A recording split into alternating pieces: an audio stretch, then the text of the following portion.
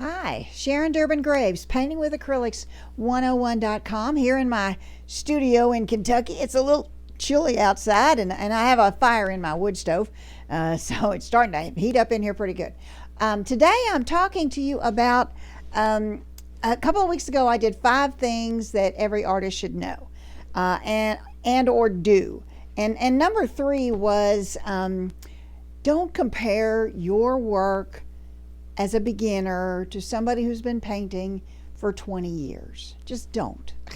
It's the fastest way to heartbreak and despair and to give up, is to compare yourself. Oh, well, they're much better than me. Well, yeah, they are. They've been at it 20 years longer than you. But if you stick with it, in 6 months, a year, you're going to be able to look back on some of your old paintings and go, oh, yeah, I'm much better than that now, and keep going then. I look back on some of my old work and I'm like, oh my gosh, that was awful. but at any rate, it gets better. But it does take practice in order to get better. You got to put miles on the brush.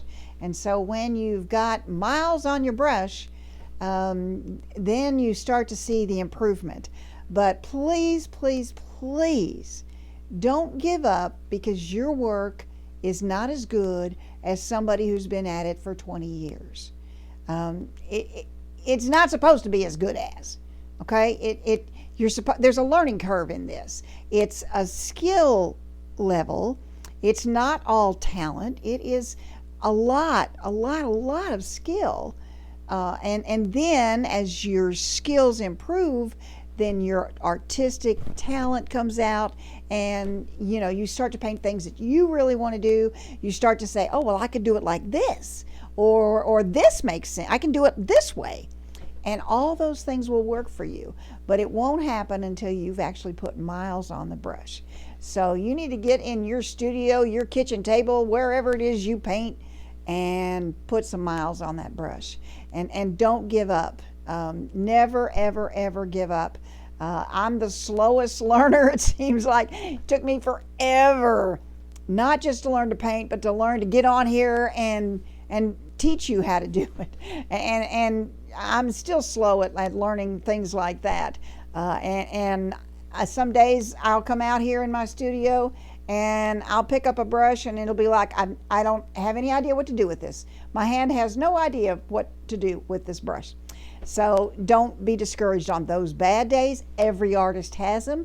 Every artist has slumps where they're in a funk and they just can't get anything done.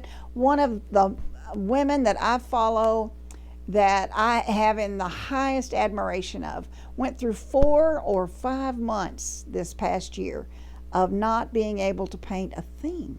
It just didn't work for her. And then all of a sudden, she kept at it. She kept at it. She kept at it. And boom, it started to come back. So all of those things are perfectly normal. So don't give up just because you have a slump, because you don't think your work is as good as somebody else's.